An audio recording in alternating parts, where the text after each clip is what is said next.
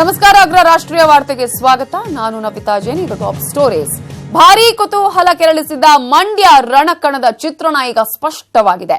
ಅಂಬರೀಶ್ ಪತ್ನಿ ಸುಮಲತಾ ಕೊನೆಗೂ ಸ್ವತಂತ್ರವಾಗಿ ಸ್ಪರ್ಧೆ ಮಾಡುವುದಾಗಿ ಘೋಷಣೆ ಮಾಡಿದ್ದಾರೆ.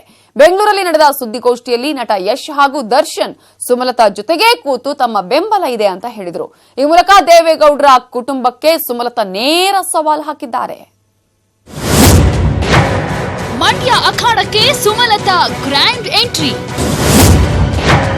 ಸ್ವತಂತ್ರ ಅಭ್ಯರ್ಥಿಯಾಗಿ ದೇವೇಗೌಡರಿಗೆ ಸವಾಲ್. ನಿರೀಕ್ಷೆಯಂತೆ ಅಂಬರೀಶ್ ಪತ್ನಿ ಸುಮಲತಾ ಮಂಡ್ಯ ಅಖಾಡದಲ್ಲಿ ಏಕಾಂಗಿಯಾಗಿ ಸ್ಪರ್ಧೆ ಮಾಡಲಿದ್ದಾರೆ. ದೋಸ್ತಿ ಪಕ್ಷದಿಂದ ಟಿಕೆಟ್ ಸಿಗದ ಕಾರಣ ಸುಮಲತಾ ಸ್ವತಂತ್ರ ಅಭ್ಯರ್ಥಿಯಾಗಿ ಕಣಕ್ಕೆ ಧುಮುಕೋದಾಗಿ ಇಂದು ಬೆಂಗಳೂರಿನಲ್ಲಿ ಸುದ್ದಿಗೋಷ್ಠಿ ನಡೆಸಿ ಘೋಷಿಸಿದ್ದಾರೆ. ಮಂಡ್ಯದಲ್ಲಿ ಮೊಮ್ಮಗ ನಿಖಿಲ್ ಎಂಟ್ರಿಗೆ ದೇವೇಗೌಡರು ಗ್ರ್ಯಾಂಡ್ ಕಾರ್ಯಕ್ರಮ ಮಾಡಿ ಕಣಕ್ಕೆ ಧುಮುಕಿಸಿದ್ರು. ಆಗ ಇಡೀ ಜೆಡಿಎಸ್ ಹಾಗೂ ಕಾಂಗ್ರೆಸ್ ಸೈನ್ಯವೇ ಗೌಡರ ಕುಟುಂಬದ ಹಿಂದೆ ನಿಂತಿತ್ತು. ಇವತ್ತು ಸುಮಲತಾ ಕೂಡ ಅದೇ ರೀತಿ ಫಸ್ಟ್ ಕ್ಲಾಸ್ ಆಗಿ ಎಂಟ್ರಿ ಕೊಟ್ಟಿದ್ದಾರೆ. ಸ್ಯಾಂಡಲ್ವುಡ್ನ ಸೂಪರ್ ಸ್ಟಾರ್ಗಳಾದ ಚಾಲೆಂಜಿಂಗ್ ಸ್ಟಾರ್ ದರ್ಶನ್ ಹಾಗೂ ರಾಕಿಂಗ್ ಸ್ಟಾರ್ ಯಶ್ ಸುಮಲತಾ ಅಕ್ಕಪಕ್ಕ ಕೂತು ತಮ್ಮ ಬೆಂಬಲ ಸೂಚಿಸಿದ್ರು.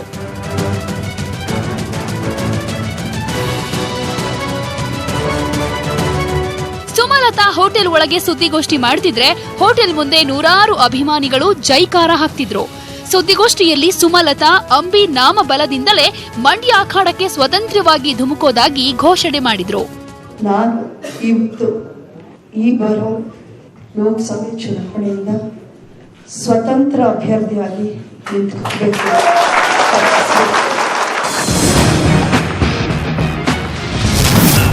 ಅಂಬಿ ಬಿಟ್ಟು ಹೋದ ಕೆಲಸ ಮುಗಿಸಬೇಕು. ತುಂಬಾ ಪ್ರೀತಿಸ್ತಾ ಇರುವಂತ ಮಂಡ್ಯದ ಜನತೆ, ನೀವು ಧೈರ್ಯ ಕಳ್ಕೋಬೇಡಿ. ನಿಮ್ಮ ಜೊತೆ ನಾವಿದ್ದೀವಿ, ಯಾವತ್ತೂ ಇರ್ತೀವಿ. ದರ್ಶನ್, ಯಶ್, ಸುದೀಪ್ ಬೆಂಬಲ ಇದೆ. ನನ್ನ ಸಹೋದರ ರಾಕ್ಲೈನ್ ವೆಂಕಟೇಶ್ ಯಾವತ್ತೂ ನನ್ನ ದೊಡ್ಡ ಮಗನಂತೆ ನಿಂತ ದರ್ಶನ್, ಯಶ್ ನಮ್ಮ ಮನೆಯ ಮಗ. ಇಂಥ ಮಕ್ಕಳು ಧೈರ್ಯ ತುಂಬೋಕೆ, ನನ್ನ ಶಕ್ತಿ ತುಂಬೋಕೆ ಇವತ್ತು ನಮ್ಮ ಜೊತೆಯಲ್ಲಿದ್ದಾರೆ. ಅಂಬಿ ಎಂದೂ ಸ್ವಾರ್ಥ ರಾಜಕಾರಣ ಮಾಡಿಲ್ಲ. ಅನುಕಂಪವಷ್ಟೇ ಆಗಿದ್ರೆ ಸಾಕಷ್ಟು ಆಫರ್ ಇದ್ವು. ಇದು ಮಂಡ್ಯ ಜನರ ಪರ ಹೋರಾಟ. ಅಂಬಿ ಶ್ರದ್ಧಾಂಜಲಿಗೆ ಜೆಡಿಎಸ್ನವರು ಬಂದಿರಲಿಲ್ಲ. ಸುಮಲತಾ ಅವರು ನಮ್ಮ ಪಕ್ಷದವರಲ್ಲ, ಅಂಬರೀಶ್ ಅವರು ಕಾಂಗ್ರೆಸ್ ಪಕ್ಷದಲ್ಲಿದ್ದರು. ಸೊ ನಮ್ಮ ಪಕ್ಷದಲ್ಲಿ ನಾವು ಯಾಕೆ ಆಫರ್ ಕೊಡೋಣ? ಸರ್ಕಾರ ಹಣದ ಹೊಳೆ ಹರಿಸಿದ್ರೆ ಹರಿಸ್ಲಿ. ನಂತರ ಇರೋದು ಅಂಬರೀಶ್ ಅವರು ಸಂಪಾದನೆ ಮಾಡಿದಂಥ ಆಸ್ತಿ, ಆ ಜನಶಕ್ತಿ. ಸುದ್ದಿಗೋಷ್ಠಿಯಲ್ಲಿ ಮಾತನಾಡಿದ ಸುಮಲತಾ ನಾಡಿದ್ದು ಅಂದ್ರೆ 20ಕ್ಕೆ ನಾಮಪತ್ರ ಸಲ್ಲಿಸೋದಾಗಿ ಹೇಳಿದ್ರು. ಇನ್ನು ಸುಮಲತಾಗೆ ಬೆಂಬಲ ನೀಡಿ ಮಾತನಾಡಿದ ನಟ ಯಶ್ ಯೋಚನೆ ಮಾಡೋ ಸೀನೇ ಇಲ್ಲ, ಅವರು ಹೆಜ್ಜೆ ಇಟ್ಟಲ್ಲಿ ನಾವು ಹಿಂಬಾಲಿಸ್ತೀವಿ. ಸುಮಲತಾ ಲೋಕಸಭೆ ಅಭ್ಯರ್ಥಿಯಾಗಲು ಸಮರ್ಥರಿದ್ದಾರೆ ಅಂತ ಹೇಳಿದ್ರು. ಅಕ್ಕ ಒಂದು ನಿರ್ಧಾರ ತಗೊಂಡಿದ್ದಾರೆ, ಅದಕ್ಕೆ ನಾವೆಲ್ಲ ಯೋಚನೆ ಮಾಡಿ ಸರಿ ತಪ್ಪು ಆ ಥರ ಎಲ್ಲ ಯೋಚನೆ ಮಾಡೋ ಸೀನೇ ಇಲ್ಲ. ಅವ್ರು ಎಲ್ಲಿ ಹೆಜ್ಜೆ ಇಡ್ತಾರೋ ಅದಕ್ಕೆ ನಾವು ಇರ್ತೀವಿ. ಇನ್ನು ನಟ ದರ್ಶನ್ ಮಾತನಾಡಿ, ಮನೆ ಮಕ್ಕಳಾಗಿ ನಾವು ಬಂದಿದ್ದೇವೆ. ಅಪ್ಪಾಜಿ ಸಾಕಷ್ಟು ಒಳ್ಳೆ ಕೆಲಸ ಮಾಡಿದ್ದಾರೆ, ಕೆಲಸಗಳು ಮುಂದುವರಿಯಬೇಕು. ನಾವು ಹೀರೋಗಳಾಗಿ ಅಭಿಮಾನಿಗಳಿಗೆ ಒತ್ತಡ ಹಾಕಲ್ಲ ಅಂದ್ರು. ಇನ್ನು ಪ್ರಜ್ವಲ್ ಒಳ್ಳೆ ಸ್ನೇಹಿತ, ಹಾಸನಕ್ಕೆ ಕರೆದ್ರೆ ಅಲ್ಲೂ ಹೋಗಿ ಪ್ರಚಾರ ಮಾಡ್ತೀನಿ ಅಂದ್ರು. ಈಗ ಆಕ್ಚುಲಿ ಹೇಳ್ತೀನಿ ಸರ್, ಸರ್ ಪ್ರಜ್ವಲ್ ನಂಗೆ ತುಂಬಾ ಒಳ್ಳೆ ಫ್ರೆಂಡ್ ಸರ್. ಹಾಸನ ಕರೆದ್ರೆ ಹೋಗಿ ಬರ್ತೀನಿ ಸರ್ ನಾನು. ಓಕೆನಾ ಸರ್? ಇನ್ನು ಮಗ ಅಭಿಷೇಕ್ ಮಾತಾಡಿದ್ದು, ನನಗೆ ಯಶ್ ಹಾಗೂ ದರ್ಶನ್ ಇಬ್ಬರು ಅಣ್ಣಂದಿರು, ಅವರಿಬ್ರು ಅಮ್ಮನಿಗೆ ಬಲ ತುಂಬ್ತಾರೆ ಅಂದ್ರು. ನಮ್ಮ ತಾಯಿ ಲೋಕಸಭಾ ಚುನಾವಣೆ ಸ್ಪರ್ಧೆ ಮಾಡ್ತಿದ್ದಾರೆ, ಅವ್ರ ಒಟ್ಟಿಗೆ ನಾನು ಇದ್ದೀನಿ. ಇವೆಲ್ಲ ನಿಮ್ಗಾಗಲೇ ಗೊತ್ತಿರೋ ವಿಚಾರ. ಇವತ್ತು ಒಂದು ಗ್ರೇಟ್ ಥಿಂಗ್ ಅಂದ್ರೆ ನಮ್ಮ ಜೊತೆ ನಮ್ಮ ಕುಟುಂಬದ ನಮ್ಮ ಅಣ್ಣಂದಿರು ಇಬ್ಬರು ಬಂದಿದ್ದಾರೆ.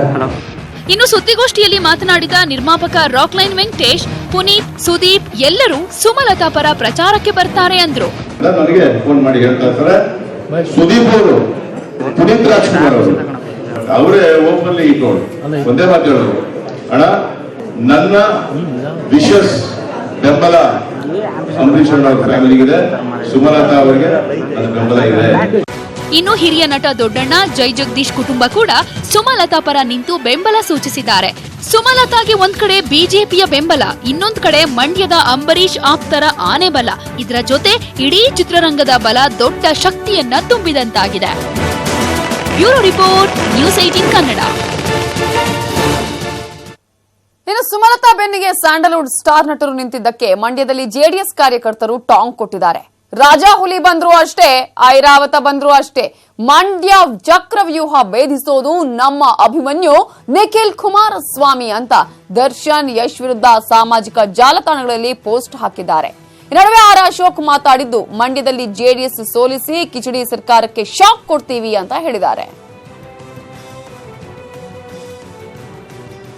ಜೆಡಿಎಸ್ ಅನ್ನ ಸೋಲಿಸುವಂತ ದೃಷ್ಟಿಯಿಂದ ತಂತ್ರಗಾರಿಕೆಯನ್ನ ಮಾಡಬೇಕು. ಆ ತಂತ್ರಗಾರಿಕೆ ಮಾಡೋ ಮುಖಾಂತರ ಈ ಒಂದು ಕಿಚಡಿ ಸರ್ಕಾರ ಏನಿದೆ ಇದಕ್ಕೆ ಒಂದು ಶಾಕ್ ಕೊಡಬೇಕು. ಆ ದೃಷ್ಟಿಯಿಂದ ನಾವು ತಂತ್ರಗಾರಿಕೆ ಮಾಡಬೇಕು ಅನ್ನೋ ಮಾತನ್ನ ಹೇಳಿದ್ದೀನಿ. ಸುಮಲತಾ ಪರ ಸ್ಯಾಂಡಲ್ವುಡ್ ಸ್ಟಾರ್ಗಳ ಬೆಂಬಲ ಕಂಡು ದೇವೇಗೌಡರ ಕುಟುಂಬಕ್ಕೆ, ಅದ್ರಲ್ಲೂ ಸಿಎಂ ಕುಮಾರಸ್ವಾಮಿಗೆ ಟೆನ್ಷನ್ ಆದಂತಿದೆ. ಒಂದಲ್ಲ ಎರಡಲ್ಲ 3 ಬಾರಿ ಸ್ಟಾರ್ಗಳ ಬಗ್ಗೆ ಸಿಡಿಮಿಡಿ ಅಂದಿದ್ದಾರೆ. ಎಲ್ಲಾ ನಟರು ಸೇರ್ಕೊಂಡು ಮಂಡ್ಯ ಪ್ರಚಾರಕ್ಕೆ ಬಂದ್ರು, ನಾನ್ ಮಾತ್ರ ತಲೆ ಕೆಡಿಸ್ಕೊಳ್ಳಲ್ಲ ಅಂತ ಹೇಳಿದ್ದಾರೆ. ಸುಮಲತಾಗೆ ಯಶ್ ದರ್ಶನ್ ಬಲ, ಎಲ್ಲ ನಟರು ದಾಳಿ ಇಟ್ರು ಹೆದರಲ್ಲ. ಒಂದಲ್ಲ ಎರಡಲ್ಲ 3 ಬಾರಿ ಸಿಎಂ ಸಿಡಿಮಿಡಿ. ಹೌದು, ಬೆಂಗಳೂರಲ್ಲಿ ಸುಮಲತಾ ಪರ ನಟರಾದ ದರ್ಶನ್, ಯಶ್ ಸುದ್ದಿಗೋಷ್ಠಿಯಲ್ಲಿ ಕಾಣಿಸಿಕೊಂಡು ಬೆಂಬಲ ಸೂಚಿಸಿದ್ರೆ, ಅತ್ತ ಮಗನ ಗೆಲುವಿಗಾಗಿ ಶೃಂಗೇರಿಯಲ್ಲಿ ಸಿಎಂ ಕುಮಾರಸ್ವಾಮಿ ಹಾಗೂ ಪತ್ನಿ ಮಗನ ಗೆಲುವಿಗಾಗಿ ವಿಶೇಷ ಪೂಜೆ ಮಾಡಿಸಿದ್ದಾರೆ. ಶೃಂಗೇರಿಯಲ್ಲಿ ಮಾತನಾಡಿದ ಸಿಎಂ ಕುಮಾರಸ್ವಾಮಿ, ಸ್ಟಾರ್ಗಳಿಗೆ ರಾಜ್ಯದ ಜನ ಈಗ ನೆನಪಾಗಿದ್ದಾರೆ. ಮಂಡ್ಯಕ್ಕೆ ಯಾರು ಬರ್ತಾರೋ ಬರ್ಲಿ, ಎಲ್ಲ ನಟರು ಬಂದು ದಾಳಿ ಇಟ್ರು ನಾವೇನು ಹೆದರಲ್ಲ ಅಂತ ಸಿಡಿಮಿಡಿ ಅಂದ್ರು. ಯಾಕೆ ತಲೆ ಕೆಡಿಸ್ಕೊತೀರಿ? ಬನ್ನಿ, ಎಲ್ಲಾರು ಸಿನಿಮಾದವರು ಎಲ್ಲಾ ಬಂದು ಪಾಪ ಈಗ ರಾಜ್ಯದ ಜನತೆ ಬಗ್ಗೆ ಏನು ಬಂದಿದ್ದಾರೆ, ಬರಲಿ ಸಂತೋಷ. ಬನ್ನಿ ನೋಡೋಣ, ಮಂಡ್ಯ ಜಿಲ್ಲೆ ಜನದ ಪರವಾಗಿ ಏನೇನು ಮಾತಾಡಿ ಅವ್ರಿಗೆ ಎಲ್ಲಾ ರೀತಿಯ ಹಕ್ಕುಗಳಿದ್ದಾವೆ. ಯಾರು ಬೇಕಾದ್ರೂ ಚುನಾವಣೆ ನಿಲ್ಲಬೇಕು. ಅಂದ್ರೆ ನಾವು ಜನಕ್ಕೋಸ್ಕರ ಬಂದಿರೋದು, ಯಾರ ವಿರುದ್ಧನೂ ಬಂದಿಲ್ಲ ಅಂತ. ಅಟ್ಲೀಸ್ಟ್ ಈಗಲಾದ್ರೂ ಜನಕ್ಕೋಸ್ಕರ ಬಂದವರಲ್ಲ, ಜನಕ್ಕೆ ಬಂದಿದ್ದೀವಿ ಅಂತ ಹೇಳೋರಲ್ಲ. ಇಷ್ಟು ದಿವಸ ಪಾಪ ಜನಗಳು ಕಂಡಿರಲಿಲ್ಲ, ಈಗ ಜನ ಕಾಣ್ತಾ ಇದ್ದಾರೆ. ಒಳ್ಳೇದಾಗ್ಲಿ. ಎಲ್ಲ ದಾಳಿ ಇಡ್ಲಿ ತೊಂದರೆ ಇಲ್ಲ. ಎಲ್ಲ ಚಿತ್ರನಟರು ಬಂದು ದಾಳಿ ಮಾಡಿದ್ರು ನನಗೇನು ಆತಂಕ ಇಲ್ಲ. ನಾನು ಕಾಣದೇ ಇರತಕ್ಕಂಥ ಚಿತ್ರನಟರುಗಳಿಲ್ಲ. ನಾನು ಅದೇ ಫೀಲ್ಡಲ್ಲೇ ಬಂದಿರೋನು. ಎದುರಿಸೋಣ ಬನ್ನಿ. ಇನ್ನು ಶೃಂಗೇರಿಯಲ್ಲಿ ಮಾತನಾಡಿದ ನಿಖಿಲ್, ಜೆಡಿಎಸ್ ಕಾರ್ಯಕರ್ತರು ಸುಮಲತಾಗೆ ಬೆಂಬಲ ನೀಡಲ್ಲ, ಗೋ ಬ್ಯಾಕ್ ಅಲ್ಲ ಕಮ್ ಫ್ರಂಟ್ ಅನ್ನೋದು ನಡೆಯುತ್ತೆ ಅಂತ ಹೇಳಿದ್ರು. ತಾಯಿ ಶಾರದಾಂಬೆಯ ಆಶೀರ್ವಾದ ಬೇಕು, ಖಂಡಿತ ಗೆಲ್ತೀನಿ ಅಂತ ವಿಶ್ವಾಸ ವ್ಯಕ್ತಪಡಿಸಿದ್ರು. ನಮ್ಮ ಪಕ್ಷದ ಬಹುತೇಕ ಕಾರ್ಯಕರ್ತರುಗಳ ಜೊತೆ ಕೂತ್ಕೊಂಡು ಚರ್ಚೆ ಮಾಡಿದ ನಂತರನೇ ಇವತ್ತು ನಾನು ಅಭ್ಯರ್ಥಿಯಾಗಿ ಘೋಷಣೆ ಮಾಡುವ ಒಂದು ನಿರ್ಧಾರದ ಕೈಗೆ ತಗೊಂಡಿರೋದು. ಗೋ ಬ್ಯಾಕ್ ಅನ್ನೋ ಒಂದು ವಿಷಯಕ್ಕೆ ನಾನು ಹಲವಾರು ಬಾರಿ ಪ್ರತಿಕ್ರಿಯೆ ಕೊಟ್ಟಿದ್ದೀನಿ. ಹಿಂದೆ ಹೋಗ್ಬೇಕಾ ಅಥವಾ ಮುಂದೆ ಬರಬೇಕಾ ಅನ್ನೋದ್ರ ಬಗ್ಗೆ ಮಂಡ್ಯ ಜನ ತೀರ್ಮಾನ ಮಾಡ್ತಾರೆ. ಇತ್ತ ಸುಮಲತಾ ಸ್ಪರ್ಧೆ ಬಗ್ಗೆ ಬೆಂಗಳೂರಲ್ಲಿ ದೇವೇಗೌಡರಿಗೆ ಪ್ರಶ್ನೆ ಮಾಡಿದ್ರೆ, ಸುಮಲತಾ ಬಗ್ಗೆ ನಾನು ಮಾತಾಡಲ್ಲ ಅಂದ್ರು.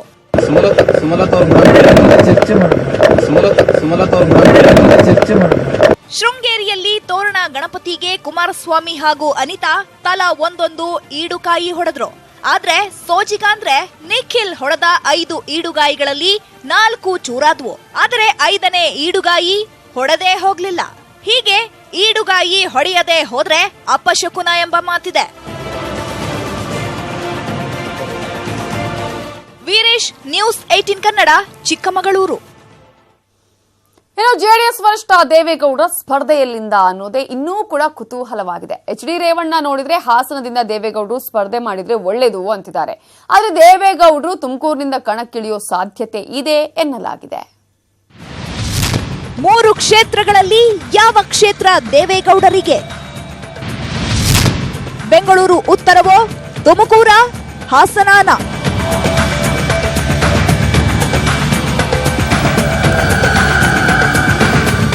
ಹೌದು, ಜೆಡಿಎಸ್ ವರಿಷ್ಠ ದೇವೇಗೌಡರ ಸ್ಪರ್ಧೆ ಯಾವ ಕ್ಷೇತ್ರದಿಂದ ಅನ್ನೋದೇ ಇನ್ನೂ ಫೈನಲ್ ಆಗಿಲ್ಲ. ಬೆಂಗಳೂರು ಉತ್ತರ ಕ್ಷೇತ್ರವೋ ಇಲ್ಲ ತುಮಕೂರ ಎಂಬ ಗೊಂದಲವಿದೆ. ಈ ನಡುವೆ ಹಾಸನದಿಂದ ಸ್ಪರ್ಧೆ ಮಾಡಿದ್ರೆ ಒಳ್ಳೆಯದು. ಆದ್ರೆ ಅವರ ನಿರ್ಧಾರವೇ ಅಂತಿಮ ಅಂತಿದ್ದಾರೆ ಪುತ್ರ ರೇವಣ್ಣ.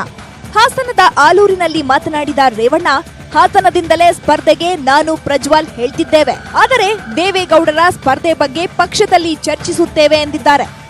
ದೇವೇಗೌಡರನ್ನ ಹಾಸನದಲ್ಲೇ ನಿಲ್ಲಬೇಕು ಅಂತ ನಾವೀಗ ನಾನು ಪ್ರಜ್ವಲ್ ಎಲ್ಲ ಹೇಳ್ತಾ ಇದ್ದೀವಿ. ಆದರೆ ದೇವೇಗೌಡರು ಅಲ್ಟಿಮೇಟ್ ನಾವಿಲ್ಲಿ ನಿಲ್ಲಬೇಕು, 60 ವರ್ಷ ನೀವಿದೆ ಅಂತ. ಆದರೆ ದೇವೇಗೌಡರು ಎಲ್ಲಿ ನಿಲ್ತಾರೆ ಅನ್ನೋದನ್ನ ಕೂತ್ಕೊಂಡು ಪಕ್ಷದ ತೀರ್ಮಾನ ಮಾಡಿ.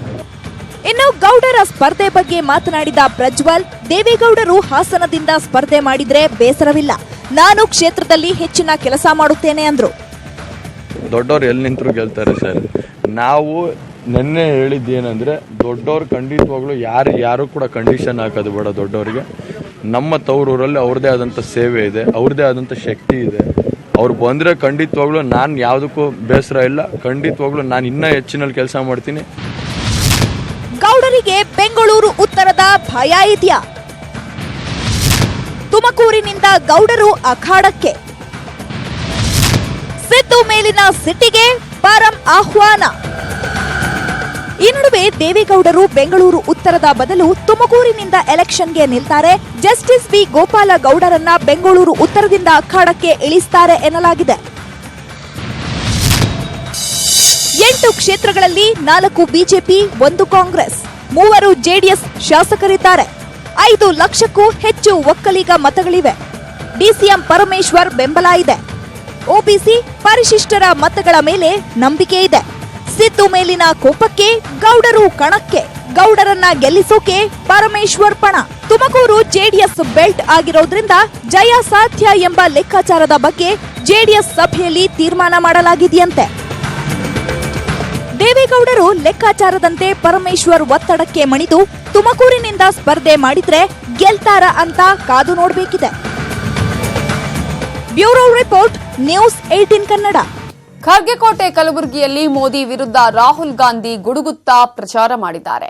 ಚೌಕಿದಾರ್ ಅನ್ನೋರಿಗೆ ಚಾಟಿ ಬೀಸಿದ್ದಾರೆ. ಇದೇ ವೇಳೆ ಮೋದಿ ವಿರುದ್ಧ ತುಚ್ಛ ಪದ ಬಳಸಿದ ಕೈ ಶಾಸಕ ಕೆಂಗಣ್ಣಿಗೆ ಗುರಿಯಾಗಿದ್ದಾರೆ. ಮೋದಿ ಚೌಕಿದಾರ್ ಅಲ್ಲ, ಚೋರ್. ಖರ್ಗೆ ಕೋಟೆಯಲ್ಲಿ ರಾಹುಲ್ ಆರ್ಭಟ.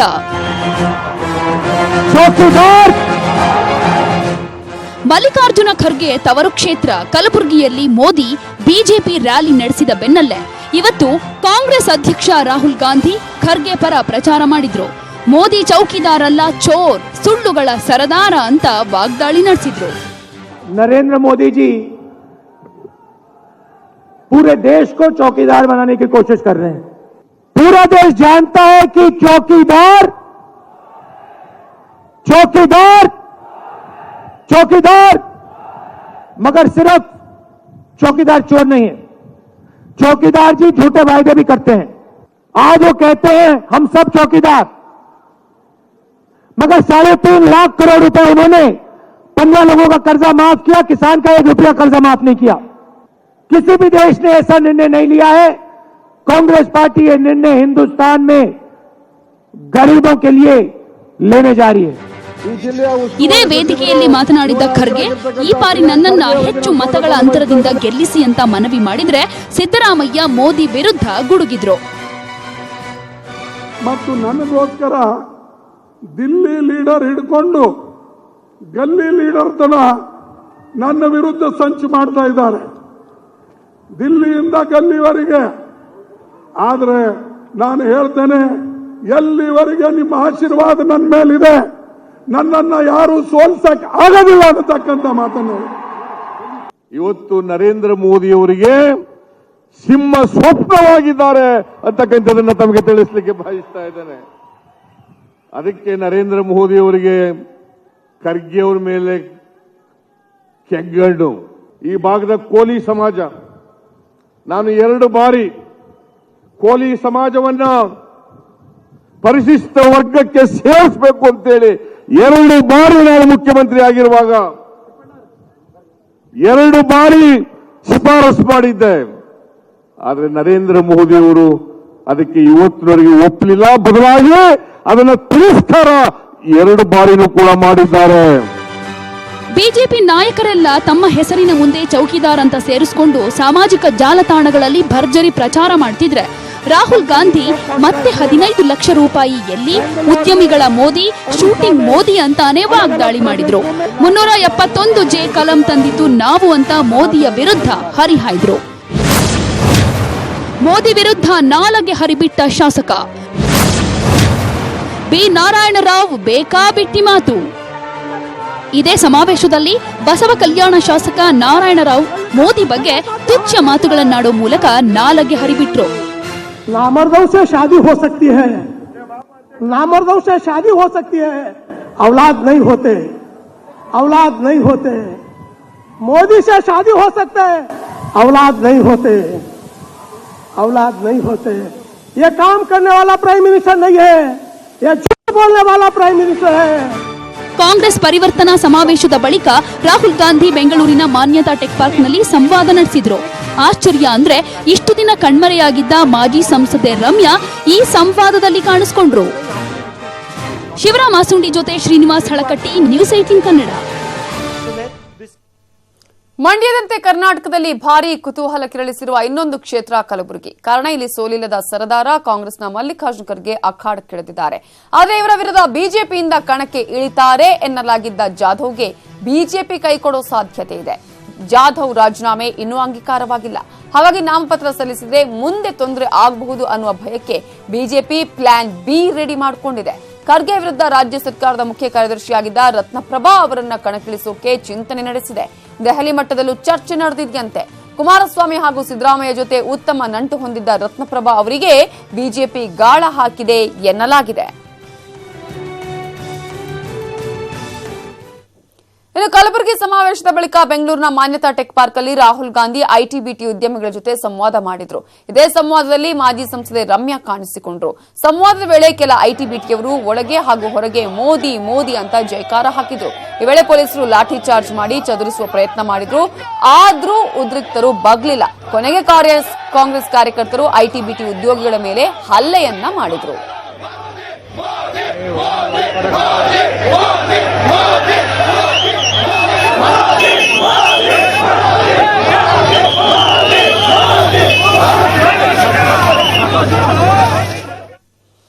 ರಾಜ್ಯ ಕೈ ನಾಯಕರ ಮೇಲೆ ರಾಹುಲ್ ಗಾಂಧಿ ಗರಂ ಆಗಿದ್ದು, ದೆಹಲಿಗೆ ಹೊರಡುವ ಮುನ್ನವೇ ರಾಹುಲ್ ಗಾಂಧಿ ಕೋಪ ಮಾಡಿಕೊಂಡಿದ್ರು. ವಿಮಾನ ನಿಲ್ದಾಣದ ಅತಿಥಿ ಗೃಹದಲ್ಲಿ ರಾಜ್ಯ ಕಾಂಗ್ರೆಸ್ ನಾಯಕರಿಗೆ ರಾಹುಲ್ ಗಾಂಧಿ ಕ್ಲಾಸ್ ಅನ್ನ ಕೂಡ ತೆಗೆದುಕೊಂಡಿದ್ದಾರೆ. ದೆಹಲಿಗೆ ಹೊರಡುವ ಮುನ್ನ ರಾಹುಲ್ ಗಾಂಧಿ ತಮ್ಮ ಕೋಪವನ್ನ ಹೊರ ಹಾಕಿದ್ದಾರೆ. ಅತಿಥಿ ಗೃಹದಲ್ಲಿ ಕ್ಲಾಸ್ ತೆಗೆದುಕೊಂಡಿದ್ದು ಕಾಂಗ್ರೆಸ್ ಹೈಕಮಾಂಡ್ ಸರ್ವೆ ಬಗ್ಗೆ ಪ್ರಸ್ತಾಪವನ್ನ ಮಾಡಿದ್ದಾರೆ. ಗುಪ್ತಚರ ಇಲಾಖೆ ವರದಿ ಆಧರಿಸಿ ಕ್ಲಾಸ್ ತೆಗೆದುಕೊಂಡಿದ್ದು, ಮೈತ್ರಿ ಆದ್ರೂ 12 ಸೀಟು ಗೆಲ್ಲೋದು ಕಷ್ಟ ಅಂತ ಹೇಳಿ ಕೋಪ ಮಾಡಿಕೊಂಡಿದ್ದಾರೆ ರಾಹುಲ್ ಗಾಂಧಿ. ನೀವೇನ್ ಮಾಡ್ತಿದ್ದೀರಾ ಅಂತ ಸಿದ್ದುಗೂ ಕೂಡ ಕ್ಲಾಸ್ ತೆಗೆದುಕೊಂಡಿದ್ದಾರೆ. ನಮ್ಮ ಕಾರ್ಯಕರ್ತರು ಜೆಡಿಎಸ್ ಬೆಂಬಲಿಸ್ತಿಲ್ವಾ, 13 ಸೀಟು ಗೆಲ್ಲೋದು ಕೂಡ ಕಷ್ಟ ಅಂತ ಹೇಳ್ತಾ ಇದ್ದಾರೆ ಅಂತೇಳಿ ಸಿದ್ದುಗೆ ಕ್ಲಾಸ್ ಅನ್ನ ತೆಗೆದುಕೊಂಡಿದ್ದಾರೆ. ಎಲ್ಲರೂ ಸೀರಿಯಸ್ ಆಗಿ ಫೀಲ್ಡ್ ಇಳಿದು ಕೆಲಸ ಮಾಡಿ, ಕನಿಷ್ಠ 18 ಸೀಟ್ ಆದ್ರೂ ಗೆಲ್ತೀವಿ ಅಂತ ನಂಬಿದ್ದೀನಿ. ನನಗೆ ನೆಗ್ಲಿಜೆನ್ಸಿ ಇಷ್ಟ ಆಗಲ್ಲ, ಹುಷಾರಾಗಿರ್ಬೇಕು ಅಂತ ಹೇಳಿ ಈಗಾಗಲೇ ಒಂದು ರೀತಿಯ ಎಚ್ಚರಿಕೆಯನ್ನ ಕೂಡ ಕೈ ಮುಖಂಡರಿಗೆ ನೀಡಿದ್ದಾರೆ ರಾಹುಲ್ ಗಾಂಧಿ. 22ರಂದು ನಡೆಯುವ ಸಭೆಗೆ ಸ್ಟ್ರಾಟಜಿ ಮಾಡ್ಕೊಂಡು ಬನ್ನಿ ಅಂತ ಹೇಳಿ ರಾಹುಲ್ ಗಾಂಧಿ ತರಾಟೆಯನ್ನ ತೆಗೆದುಕೊಂಡಿದ್ದಾರೆ ನಾಯಕರನ್ನ. ಈ ಸಂದರ್ಭದಲ್ಲಿ ನಾಯಕರು ತಬ್ಬಿಬ್ಬಾಗಿದ್ದು, ಸಿದ್ದರಾಮಯ್ಯ, ಖರ್ಗೆ, ದಿನೇಶ್ ಗುಂಡೂರಾವ್ ಎಲ್ಲರಿಗೂ ಕೂಡ ಕ್ಲಾಸ್ ತೆಗೆದುಕೊಂಡಿದ್ದಾರೆ.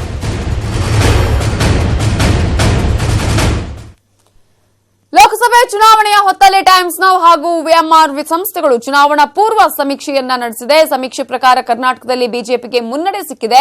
ಒಟ್ಟು 543 ಕ್ಷೇತ್ರಗಳಲ್ಲಿ 174 ಕ್ಷೇತ್ರಗಳಲ್ಲಿ ಸಮೀಕ್ಷೆ ಮಾಡಿದೆ. ಆ ಸರ್ವೆ ಪ್ರಕಾರ ನೋಡೋದಾದ್ರೆ ಎನ್ಡಿಎ ಮುನ್ನಡೆಯನ್ನ ಪಡ್ಕೊಂಡಿದ್ದು 524 ಕ್ಷೇತ್ರಗಳ ಪೈಕಿ 174 ಕ್ಷೇತ್ರಗಳಲ್ಲಿ ಎನ್ಡಿಎ 101 ಕ್ಷೇತ್ರಗಳಲ್ಲಿ, ಯುಪಿಎ 89 ಕ್ಷೇತ್ರಗಳಲ್ಲಿ, ಇತರರು 84 ಕ್ಷೇತ್ರಗಳಲ್ಲಿ ಗೆಲುವನ್ನ ಸಾಧಿಸುತ್ತಾರೆ ಅಂತ ಹೇಳಿ ಈಗಾಗಲೇ ಒಂದು ಸರ್ವೆಯನ್ನ ಹೇಳಿದೆ. ಇನ್ನು ಕರ್ನಾಟಕದಲ್ಲಿ ನೋಡೋದಾದ್ರೆ ಬಿಜೆಪಿ ಇಲ್ಲೂ ಕೂಡ ಮುನ್ನಡೆಯನ್ನ ಸಾಧಿಸಿದ್ದು, ಬಿಜೆಪಿ 15 ಸೀಟ್ಗಳನ್ನ ಗೆಲ್ಲಬಹುದು. ಕಾಂಗ್ರೆಸ್ ಪ್ಲಸ್ ಜೆಡಿಎಸ್ ಮೈತ್ರಿ 13 ಕ್ಷೇತ್ರಗಳನ್ನಷ್ಟೇ ಗೆಲ್ಲೋದಕ್ಕೆ ಸಾಧ್ಯ ಆಗತ್ತೆ, ಒಟ್ಟು 28 ಕ್ಷೇತ್ರಗಳ ಪೈಕಿ ಅನ್ನೋದನ್ನ ಕೂಡ ಈ ಸರ್ವೆ ಹೇಳಿದೆ.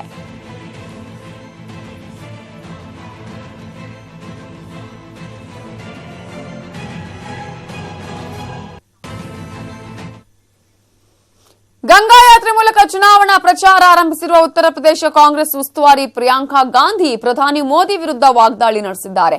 ಉತ್ತರ ಪ್ರದೇಶದ ಪ್ರಯಾಗ್ರಾಜ್ ಮತ್ತು ಮಿರ್ಜಾಪುರ್ ಜಿಲ್ಲೆಗಳಲ್ಲಿ ಚೌಕಿದಾರ್ ಅಭಿಯಾನಕ್ಕೆ ತಿರುಗೇಟು ಕೊಟ್ಟಿದ್ದಾರೆ. ಹೆಸರು ಮುಂದೆ ಏನ್ ಸೇರಿಸಿಕೊಳ್ಳಬೇಕು ಅನ್ನೋದು ಅವರ ಇಚ್ಛೆ, ಆದರೆ ಚೌಕಿದಾರ್ ಬೇಕಾಗಿರೋದು ಶ್ರೀಮಂತರಿಗೆ, ರೈತರಿಗಲ್ಲ ಅಂತ ವಾಗ್ದಾಳಿ ಮಾಡಿದ್ದಾರೆ.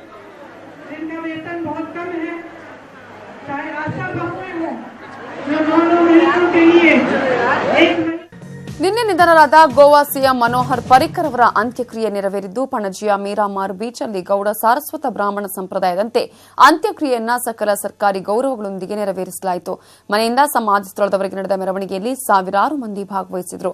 ಮಧ್ಯಾಹ್ನ ಪ್ರಧಾನಿ ಮೋದಿ ಪರಿಕರ್ ಅವರ ಪಾರ್ಥಿವ ಶರೀರದ ಅಂತಿಮ ದರ್ಶನ ಪಡೆದರು. ಅಂತ್ಯಕ್ರಿಯೆಯಲ್ಲಿ ಬಿಜೆಪಿ ರಾಷ್ಟ್ರೀಯ ಅಧ್ಯಕ್ಷ ಅಮಿತ್ ಶಾ ಸೇರಿದಂತೆ ಹಲವಾರು ಕೇಂದ್ರ ಸಚಿವರು, ಬಿಜೆಪಿ ಮುಖಂಡರು ಪಾಲ್ಗೊಂಡಿದ್ದರು.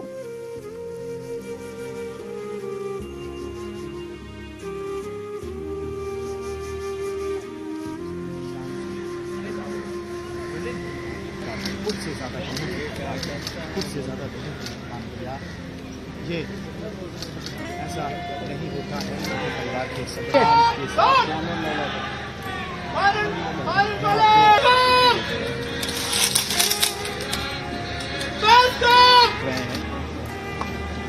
और वो भी क्यों ना जब आप ಪರಿಕರ್ ನಿಧನದ ಬೆನ್ನಲ್ಲೇ ಗೋವಾಗೆ ಬಿಜೆಪಿ ನೂತನ ಮುಖ್ಯಮಂತ್ರಿಯನ್ನ ಆಯ್ಕೆ ಮಾಡಿದೆ. ಸ್ಪೀಕರ್ ಆಗಿದ್ದ ಪ್ರಮೋದ್ ಸಾವಂತ್ ಅವರನ್ನ ಮುಖ್ಯಮಂತ್ರಿಯನ್ನಾಗಿ ಹೈಕಮಾಂಡ್ ಆಯ್ಕೆ ಮಾಡಿದೆ. ಆರ್ಎಸ್ಎಸ್ನಿಂದ ಬೆಳೆದು ಬಂದ ಪ್ರಮೋದ್ ಸಾವಂತ್ ಮೋಹನ್ ಭಾಗವತ್ ಅವರಿಗೆ ನಿಷ್ಠರಾಗಿದ್ದಾರೆ. ದಾವಲಿಕಾರ್ ಹಾಗೂ ವಿಜಯ ಸರ್ದೇಸಾಯಿ ಅವರನ್ನ ಡಿಸಿಎಂಗಳನ್ನಾಗಿ ಆಯ್ಕೆ ಮಾಡಲಾಗಿದೆ.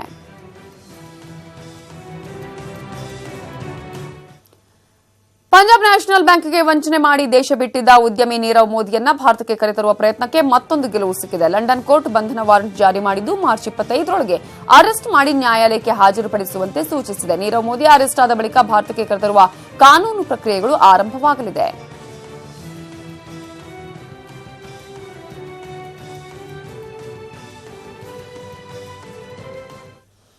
ಇದು ಇವತ್ತಿನ ಆಗ್ರಾ ರಾಷ್ಟ್ರೀಯ ವಾರ್ತೆ. ಈಗ ಶಿವಭಕ್ತ ಮೋದಿಯನ್ನ ಕಾಡಲಿದ್ದಾಳೆ ಗುಪ್ತಗಾಮಿನಿ. ಎಲ್ಲೆಲ್ಲಿ ರಣವ್ಯೂಹ ಹಿಂಡಿದ್ದಾಳೆ ಆ ಗಂಗಾಪುತ್ರಿ. ಯಾರು ಗಂಗಾಪುತ್ರಿ? ಮೋದಿಗೆ ಅವಳ ಭಯ ಏಕೆ? ವಿಶೇಷ ಕಾರ್ಯಕ್ರಮ ಸುನಾಮಿ ಗಂಗೆ ಪ್ರಸಾರವಾಗುತ್ತೆ, ತಪ್ಪದೆ ನೋಡಿ. ನೋಡ್ತಾ ಇರಿ ನ್ಯೂಸ್ 18 ಕನ್ನಡ. ಜಾಲ ನಮ್ಮದು, ಬಲ ನಿಮ್ಮದು.